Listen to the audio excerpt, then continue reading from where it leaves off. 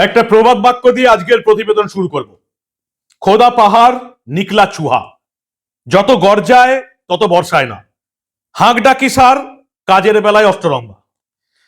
এতগুলো প্রবাদ বাক্য মানে আমরা যে কথার কথা বলে থাকি, এগুলো শুনে আপনারা নিশ্চয়ই বুঝে যাচ্ছেন যে অ্যাকচুয়ালি কি বলতে চাইছি। 2 মাস ধরে চিৎকার করে গেছি যে এই রাজ্যে যদি নির্বাচন কমিশনের এসআইআর ঠিকঠাক হয় তাহলে 1 কোটির কাছাকাছি নাম বাদ যাবে। আমি আপনাদের সায়েন্টিফিক রিসার্চও দেখিয়েছিলাম। কারা রিসার্চ করেছিল? বিদু শেখর এবং মিলন কুমারের আগস্ট 2025-এর রিসার্চ, যেটা scientific research, mathematical research, birth এবং ডেথ যে রেট সেটা নিয়ে রিসার্চ বলছিল যে পশ্চিমবঙ্গে 1 কোটির বেশি ভুয়ো ভোটার আছে। মমতা বন্দ্যোপাধ্যায়ের এই 14 বছরের রাজত্বকাল, 11 থেকে এই 24-25, এই 14 বছরে দেখা যাচ্ছে যে যদি মানুষ বাড়ে 1 কোটি, ভোটার বেড়েছে 2 কোটি, মানে 1 কোটির কাছাকাছি ভুয়ো ভোটার। এটা যে কোনো সাধারণ মানুষ বুঝতে পারছিল, তার জন্য কোনো বিশেষজ্ঞ হতে হবে না। কিন্তু এসআইআর শেষ হয়ে গেল, প্রায় শেষ। কত নাম বাদ যাচ্ছে? আমার হিসাবে এসআইআর এ শেষ অব্দি বাদ যাচ্ছে ওই 65-66 লাখের কাছাকাছি নাম। 1 কোটির ত্রিসীমানায় পৌঁছতে পারলো না। 66 লাখের নাম বাদ যেতে চলেছে শেষ অব্দি। কত নাম বাদ যাচ্ছে হিসেবটা কি করে ঠিক করলাম? প্রথমে আপনারা দেখেছেন প্রিলিমিনারি নাউন, যেখানে খসড়া ভোটার তালিকা প্রকাশ হয়েছিল, তার আগে 58,20,000 মানুষের নাম বাদ চলে গেছিল। হইচই পড়ে গেছিল। আপনারা দেখেছেন কলকাতার আসনগুলো, যেগুলো মমতা বন্দ্যোপাধ্যায়ের আসন, ভবানীপুর, ফিরহাদ হাকিমের কলকাতা পোর্ট, চৌরঙ্গি, জোড়াসাঁকো, রাসবিহারী, হাজার হাজার নাম বাদ গিয়েছিল। কোথাও 20%, কোথাও 25%, কোথাও 35% ভোটারের নাম বাদ চলে গেল। 58,20,000 নাম প্রাথমিক পর্বই বাদ। আমরা ভেবেছিলাম আরো 50 লক্ষ মানুষের নাম এমনিতেই বাদ যাবে। যে হারে দেখলাম ভুয়ো ভোটার, ভুয়ো হিয়ারিং, ভুয়ো শুনানিতে ভুয়ো কাগজপত্র, তাদের ভেবেছিলাম 1 কোটির কাছাকাছি যাবে। আদৌ 1 কোটির ত্রিসীমানায় গিয়ে পৌঁছলো না। কত নাম বাদ গেল?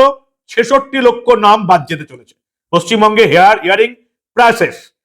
58,20,000 নাম প্রথমে বাদ গিয়েছিল, যেটুকু নির্বাচনী আধিকারিকের দপ্তর বলছে 6,25,000 শুনানিতে আসেনি, এদের নাম বাদ যাবে। আর যে প্রায় 1.5 কোটির কাছাকাছি মানুষকে শুনানিতে ডাকা হয়েছিল, 1,51,90,000 মানুষকে শুনানিতে ডাকা হয়েছিল, তার মধ্যে 1,23,00,000 ভেরিফাই হয়ে গেছে, আর 28 লাখের মতন ভেরিফাই বাকি আছে। সেই 28 লাখের মতন ভেরিফাই বাকি থাকতে জানা গেছে যে এই 1,51,90,000 থেকে মাত্র নাম বাদ গেছে কত? 1,40,000 নাম বাদ যেতে পারে। ঠিকই শুনছেন, যেটা শুনছেন নির্বাচনী দপ্তর, নির্বাচনী আধিকারিকের দপ্তর বলছে 1,51,90,000 মধ্যে 1,23,00,000 ভেরিফাই হয়ে আছে। 1,23,00,000 ভেরিফাইয়ের মধ্যে বাদ গেছে মাত্র 1,40,000 জনের নাম। আর মাত্র বাকি আছে ভেরিফাই করা ওই 28 লাখ ভোটারের নথি যাচাই করতে হবে। সংখ্যাটা কত দাঁড়ালো? 58,20,000 প্রাথমিক পর্বে, 6,25,000 শুনানিতে আসেনি, 1,40,000 এখন অব্দি বাদ। 58 লাখ, 6 লাখ, 1 লাখ হচ্ছে আপনার 65 লাখ, 20,000, 25,000, 40,000, মানে হচ্ছে 85,000। এখন অব্দি নির্বাচনী আধিকারিকের দপ্তরের অনুযায়ী এই মুহূর্তে ভোটার তালিকা থেকে ভুয়ো ভোটার নাম বাদ যাচ্ছে 65,85,000। আর মাত্র 28 লাখ ভোটারের নথি চেকিং বাকি। ওই ধরে নিচ্ছে যদি 15,000 মতো নাম বাদ যায়, রাউন্ড ফিগারে এটা দাঁড়াচ্ছে মাত্র 66 লক্ষ। তাহলে প্রবাদগুলো ঠিক বলিনি? আপনারাই বলুন। খোদা পাহাড় নিকলা চুহা, যত গর্জায় তত বর্ষায় না। যেখানে 1 কোটির বেশি নাম বাদ যাওয়ার কথা ছিল অফিসিয়ালি, সেখানে 66 লক্ষ মানুষের নাম বাদ যাচ্ছে, ভুয়ো ভোটারের নাম বাদ যাচ্ছে। যেখানে রিসার্চ, সায়েন্টিফিক এবং ম্যাথমেটিক্যাল রিসার্চ বলছে 1 কোটির বেশি ভুয়ো ভোটার আছে, খাতায় কলমে 1.5 কোটির বেশি ভুয়ো ভোটার আছে, সেখানে বাদ গেল মাত্র 66 লক্ষ ভোটারের নাম। এটা হচ্ছে আমাদের রাজ্যে এসআইআর যে একেবারেই ঠিকঠাক হলো না, সেটা এক কথায় পরিষ্কার। এবার আসি অন্য প্রসঙ্গে। তাহলে কি কিছুই হলো না? পুরোটাই নেগেটিভ? একেবারেই তা নয়। যে 66 লক্ষ মানুষের ভুয়ো ভোটারের নাম বাদ যাচ্ছে, 294টা আসনকে যদি ভাগ করুন, গড়পড়তা কত হচ্ছে? গড়পড়তা প্রায় 22,500 ভোটারের নাম বাদ যাচ্ছে, গড়ে এক একটা বিধানসভা থেকে। এই সংখ্যাটাও কিন্তু কম নয়। 22,500, অর্থাৎ প্রধান রাজনৈতিক বিরোধী দল বিজেপিকে কিন্তু প্রায় হাড্ডাহাড্ডি লড়াই করার মতন একটা জায়গায় পৌঁছে দিল নির্বাচন কমিশন। যদি না এই যে গড়পড়তা 22,500 ভোটারের নাম বাদ যাচ্ছে বা 66 লাখ ভোটারের নাম বাদ গেছে, বাদ যেতে চলেছে, সেখানে শরণার্থী, অন্যান্য ভোটার, বিজেপির ভোটার যদি কিছুটা বাদ যায়, মতুয়া ভোটার, এইসব যদি বাদ না যায়, যদি পুরোটাই তৃণমূলের ভোটার বাদ যায়, তাহলে বলতে হবে যে বিজেপিকে একটা হাড্ডাহাড্ডি লড়াইয়ের জায়গা করে দিচ্ছে নির্বাচন কমিশন। 66 লক্ষ ভোটার 294 দিয়ে ভাগ করলে 22,500 ভোটার পার বিধানসভা কেন্দ্রে বাদ যাচ্ছে। ইকুয়েশনটা কি ছিল 2021-এ? 63টা আসনে বিজেপি হেরেছিল 5,000-এর মার্জিনে। 93 থেকে 94টা আসন হেরেছিল বিজেপি 1 থেকে 10,000 মার্জিনে। সেখানে প্রত্যেকটা বিধানসভা পিছু নাম বাদ যাচ্ছে 22,500। লড়াইটা কিন্তু হাড্ডাহাড্ডি হয়ে গেছে ভুয়ো ভোটারের নাম বাদ যাবার পর। মাত্র 28 লাখ ভোটারের নথি কমপ্লিট করা বাকি আছে। আর আগামীকাল 14 ফেব্রুয়ারির মধ্যে এর যাবতীয় শুনানি শেষ করার নির্দেশ দেওয়া হয়েছে। 16 তারিখের মধ্যে যাবতীয় নথি আপডেট করে পরীক্ষা নিরীক্ষা করে ফেলার একেবারে নিশ্চিত নির্দেশ দেওয়া হয়েছে নির্বাচন কমিশনের তরফ থেকে। 66 লাখ ভুয়ো ভোটার বাদ যাচ্ছে, অর্থাৎ 58,20,000 প্রথম প্রাথমিক পর্বই বাদ যাচ্ছে। এই এত কিছু, এক মাসের শুনানি, এত কিছু হইচই, হাঁক ডাক, শিরোনাম করে মাত্র বাদ গেল ওই 8 লাখের কাছাকাছি কিছু ভোটার। 1.5 কোটি মানুষকে ডাকা হলো, 6,25,000 এলোই না, আর বাকি ওই 1,40,000, মানে ওই 1.5 লাখের কাছাকাছি ভোটার মাত্র বাদ দিতে পেরেছে। সব ম্যানেজ করে নিয়েছে। আরে বজবজের 29 নম্বর পার্টের একটা বুথের 53 জন ভুয়ো ভোটারের নাম তো আমি তো নির্বাচন কমিশনকে দিয়েছিলাম। নির্বাচন কমিশন এখনো জানাতে পারেনি। কিচ্ছু হলো না, কিচ্ছু হলো না। ওই যেটুকু ব্যবস্থা করতে পারলো না প্রাথমিক ঝটকায়, সেটুকু নাম বাদ গেছে। এই নামে কতটা শরণার্থী আছে, কতটা মতুয়া আছে, কতটা অন্য ভাষার মানুষ আছে, বিহারি ভাষার মানুষ আছে, সেগুলো দেখার। তবে 22,500 গড়পড়তা বাদ যাচ্ছে। আশা করি লড়াইটা একটু হাড্ডাহাড্ডি হলো। কিছুই হলো না যেটুকু বুঝতে পারছি। ইআরও এইআরওরা কিচ্ছু করেননি, পরিষ্কার এটা বোঝা যাচ্ছে। কিচ্ছু হলো না। এবার জ্ঞানেশ কুমার পরিষ্কার জ্বালিয়ে দিয়েছেন। জেলা শাসকদের বিরুদ্ধে ক্ষোভ দেখালেন জ্ঞানেশ কুমার। দক্ষিণ 24 পরগনা, ক্ষোভ দেখিয়ে আমাদের রাজ্যে কিচ্ছু হবে না। এইসব ক্ষোভ নির্বাচন কমিশন, সুপ্রিম কোর্ট, এসবকে মমতা বন্দ্যোপাধ্যায় সরকার কবেই বুড়ো আঙুল দেখে দিয়েছে। এখানে সংবিধান আইন ফাইন চলে না। এখানে একটাই কোর্টের আইন চলে, সেটা হচ্ছে মমতা কোর্ট, মমতা আইন। এটা আমরা বুঝতে পারছি, আপনি বুঝতে পারছেন, সাধারণ মানুষ বুঝতে পারছে।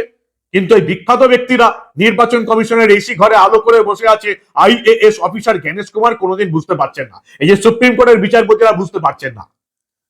এই হচ্ছে অবস্থা। আজকেও দেখলাম জ্ঞানেশ কুমার ডিএমদের বকুনি ঝকুনি দিয়েছেন, তিরস্কার করেছেন। কোচবিহার, জলপাইগুড়ি, মালদা, দক্ষিণ 24 পরগনা, উত্তর 24 পরগনা, পূর্ব মেদিনীপুর ডিএম, পূর্ব বর্ধমানের ডিএম কে রাজনৈতিক বিবৃতি না দেওয়ার পরামর্শ দেওয়া হয়েছে। এই কটা ডিএম কে কর্তব্যে অবহেলার জন্য তিরস্কার করা হয়েছে। কি হবে তিরস্কার করে? করা হবে। এইসব তিরস্কারে কিছু এসে যায় না। এদের গায়ের চামড়া এতটাই মোটা হয়ে গেছে, এরা একটা পার্টি তৃণমূলের জন্য যেভাবে দলদাসগিরি এবং চটিচারাগিরি করছে, তাদেরকে এদের তিরস্কার করে কিছু লাভ নেই। এই যেমন কলকাতা হাইকোর্টে, সুপ্রিম কোর্টে রাজ্য সরকারকে তিরস্কার করে, চুনকালি মাখিয়ে দেয়, কান মুলে দেয়। পুলিশকে যেমন প্রতিদিন কোর্টে এত তিরস্কার করে, কি লাভ? আরে এদের চটি চেটে দলদাসগিরি করে চামড়া এত মোটা হয়ে গেছে, সব তিরস্কারে কিছু হয় না। এদের বিরুদ্ধে ড্রাস্টিক অ্যাকশন না নিলে কিছু হবে না। কমেডি শো শুনবেন? এতক্ষণ তো এসআইআর হিসেব শুনলেন, চলুন এবার কমেডি শো শোনাচ্ছি আপনাদের। দুর্দান্ত কমেডি, ভালো করে শুনুন, আপনাদেরও হাসি পাবে। 5 বছর এসআইআর এর নথি সংরক্ষণের নির্দেশ দিয়েছে নির্বাচন কমিশন। কি হবে 5 বছর নথি সংগ্রহ করে? কি লাভটা হবে? কি কলাটা করবে? জ্ঞানেশ কুমার বলেছেন যে 5 বছর নথি সংরক্ষণ হবে, এর মধ্যে যদি কোনো ভুল ধরা পড়ে তার শাস্তিমূলক পদক্ষেপ নেওয়া হবে। 2 মাস ধরে তুমি কিছু করতে পারলে না, আর তুমি 5 বছর নথি সংগ্রহ করে কি করবে? তুমি কাকে শাস্তি দেবে? Comedy show. নির্বাচন কমিশন দিল্লিতে বসে কমেডি শো চালাচ্ছে। 5 বছর এসআইআর নথি সংরক্ষণ করতে হবে, কোনো ভুল যদি থাকে, পরে যদি ধরা পড়ে শাস্তিমূলক পদক্ষেপ করতে হবে। কেস তো করতে পারবেন না। মমতা বন্দ্যোপাধ্যায় রাজ্য সরকারের কর্মীদের যারা তৃণমূলকে সাহায্য করলো, তাদের বিরুদ্ধে আপনারা কেস করতে পারবেন না। কারণ এই রাজ্যে, এই যে বললাম, একটাই কোর্ট চলে, মমতা কোর্ট। একটাই আইন চলে, মমতা আইন। এখানে নির্বাচন কমিশন, সুপ্রিম কোর্টের কিছু চলে না। জেলা শাসক দিনের বৈঠকে জ্ঞানেশ কুমার জেলা শাসক ইআরও এইআরওদের হুঁশিয়ারি দিয়েছেন, আপনারা মনে রাখবেন এসআইআর প্রক্রিয়া যে সিদ্ধান্ত নেওয়া হচ্ছে তা কমিশনের তথ্য ভান্ডারে সংরক্ষিত থাকবে। 1 বছর 2 বছর নয়, কমিশনের তথ্য ভান্ডারে বহু বছর সংরক্ষিত থাকবে। আগামী দিনে কোনো ভোটার বিদেশি ধরা পড়ে বা ভুয়ো ভোটার ধরে পড়ে, তাহলে সেই অফিসারদের বিরুদ্ধে শাস্তিমূলক পদক্ষেপ করা হবে। কিচ্ছু করতে পারবেন না আপনারা, কিচ্ছু করতে পারবেন না। কি করলেন আপনারা? আগস্ট মাসে আপনারা 4 জনকে বললেন শাস্তি দিতে হবে। মমতা বন্দ্যোপাধ্যায় সরকার কাউকে শাস্তি দিয়ে দিল না। একটা মুখ্য সচিব চেঞ্জ হয়ে গেল, মনোজ পন্থ চেঞ্জ হয়ে নন্দিনী চক্রবর্তী চলে এলো, আপনারা আবার তাকে ডেকে বাড়িয়েছেন, শাস্তি কিছু দিতে পারেননি। আমাদের রাজ্যে ড্রাস্টিক স্টেপ না নিয়ে কাউকে কাজ করানো যাবে না, এটা বাংলার সাধারণ মানুষ বুঝতে পারছে। আপনারা বিশাল বড় বড় বিশেষজ্ঞ হয়েও বুঝতে পারলেন না। কি করলেন? আইএএস অফিসার হয়ে, জাতীয় নির্বাচন কমিশনার হয়ে, মুখ্য নির্বাচন কমিশনার হয়ে দিল্লি ঠান্ডা ঘরে বসে কি করলেন? কোনো জ্ঞানই নেই আপনাদের। এই রাজ্যের সাধারণ মানুষ, এই যে আমার প্রতিবেদন যারা দেখছে, বা এই যে আমার মতন একজন সাধারণ নগণ্য মানুষ যেটা প্রথম থেকে বলে আসছে যে এই রাজ্যের ডিএম, এসডিও, বিডিও, ইআরও, এইআরও এদের বিরুদ্ধে শাস্তিমূলক ব্যবস্থা না নিয়ে এদের বাঁদরামি বন্ধ করা যাবে না, আমরা বুঝতে পারলাম সামান্য বুদ্ধি নিয়ে। আর আপনারা বড় বড় আইএএস অফিসারে কিছু বুঝতে পারলেন না, না জাতীয় নির্বাচন কমিশন, না দেশের সুপ্রিম কোর্ট, কাদেরও বুদ্ধিই নেই যে এই রাজ্যে কিছু হবে না। এসব করে, এসব তিরস্কার করে কিছু হবে না। আজকে দেখলাম যে জাতীয় নির্বাচন কমিশনার বলছেন সংবাদপত্র কাটিং জমা দিয়েছে কেউ হিয়ারিং এ, কেউ ফাঁকা খাতা জমা দিয়েছে, কেউ অস্পষ্ট ছবি জমা দিয়েছে। তাদের লাভ কিছু হলো? বাদ গেল মাত্র 1,40,000। 1.5 কোটি মানুষকে শুনানিতে ডাকা হয়েছিল, 6 লাখ 6.5 লাখের মতন আসেনি, মাত্র বাদ গেছে 1,40,000। কিছুই আপনারা করতে পারেননি। বাংলার মানুষ এবার পরিষ্কার জেনে গেল। আরো হাস্যকর ঘটনা শুনবেন, কমেডি শো বলেছিলাম না, নন্দিনী চক্রবর্তী রাজ্যের মুখ্য সচিবকে দিল্লিতে ডেকে পাঠানো হলো আজকে। তাকে জিজ্ঞেস করা হলো এই যে 4 জনকে কেন শাস্তি দেওয়া হলো না। বারুইপুর পূর্বের ইআরও দেবোত্তম দত্ত চৌধুরী, ময়নার ইআরও বিপ্লব সরকার, বারুইপুর পূর্বের এইআরও তথাগত মন্ডল, ময়নার ইআরও সুদীপ্ত দাস, বারুইপুর পূর্বের ইআরও তথাগত মন্ডল, ময়নার ইআরও সুদীপ্ত দাস এবং ডাটা এন্ট্রি অপারেটরকে সাসপেন্ড এবং এফআইআর করার নির্দেশ কেন কার্যকর করা হলো না। আগস্ট মাস থেকে নির্বাচন কমিশন এটা নিয়ে পড়ে আছে। August, September, October, November, December, January, February, 6-7 মাস চলে গেল। একটা মুখ্য সচিব চেঞ্জ হয়ে গেল, নির্বাচন কমিশন কি করলো? ওই শুধু ডেকেই পাঠালো। আমাদের এখানে জেলে না পাঠালে কারোর বাঁদরামি সহ্য করা যাবে না, এটা জ্ঞানেশ কুমার বুঝতে বুঝতে এসআইআর শেষ। কি করবেন নন্দিনী চক্রবর্তীকে আপনারা? মমতা বন্দ্যোপাধ্যায়ের ঢাল হয়ে পাশে দাঁড়িয়ে আছেন। যারা যারা তৃণমূলের হয়ে কাজ করবে, তৃণমূলের দলরাজগির করবে, চটি চাটবে, তাদের পাশে মমতা বন্দ্যোপাধ্যায় আছেন। এটা জ্ঞানেশ কুমারও বুঝতে পারছেন না, সুপ্রিম কোর্টের প্রধান বিচারপতি সূর্যকান্ত বুঝতে পারছেন না। কি করবেন আপনারা? এই যেমন রাজ্যের মুখ্য সচিব এবং অর্থ সচিব, মুখ্য সচিব নন্দিনী চক্রবর্তী এবং অর্থ সচিব প্রভাত কুমার মিশ্রকে সুপ্রিম কোর্ট ডেকে পাঠিয়েছে। সুপ্রিম কোর্ট অবমাননা। সুপ্রিম কোর্ট নির্দেশ দিয়েছে যে 25% বকেয়া ডিএ মেটাতে হবে, এরা মেটায়নি। কি করে মেটাবে? আরে এখানে সুপ্রিম কোর্টের আইন চলে না রে বাবা, এখানে মমতার আইন চলে। মমতা বলে দিয়েছে 25% ডিএ দেবো না। কে? Supreme court. সুপ্রিম কোর্টের প্রধান বিচারপতির বেঞ্চ নির্দেশ দিয়েছে, তো কি হয়েছে? এটা পশ্চিমবঙ্গ। সুপ্রিম কোর্টের প্রধান বিচারপতি ডিভিশন বেঞ্চের আগেও 2 মাস আগেও 25% ডিএ মেটাবার নির্দেশ দিয়েছিল। তো কি হয়েছে? আমরা 6 মাস সময় পেয়ে গেছি, আবার আমরা হিয়ারিং করাবো, আবার আমরা অন্য কিছু করাবো, রিভিশন চাইবো, আবার 6 মাস সময় নেব। মুখ্য সচিব আর অর্থ সচিবকে সুপ্রিম কোর্ট আদালত অবমাননার নোটিশ ধরিয়েছে। কি হবে? যেমন প্রধান বিচারপতি আমাদের দেশের সূর্যকান্ত, তেমনি আমাদের মুখ্য নির্বাচন কমিশন জ্ঞানেশ কুমার। এরা জানেই না, এদের কোনো আইডিয়াই নেই যে আমাদের রাজ্যে সব আইন কানুন চলে না রে ভাই। এই রাজ্যে মমতার কোর্ট চলে, মমতার আইন চলে।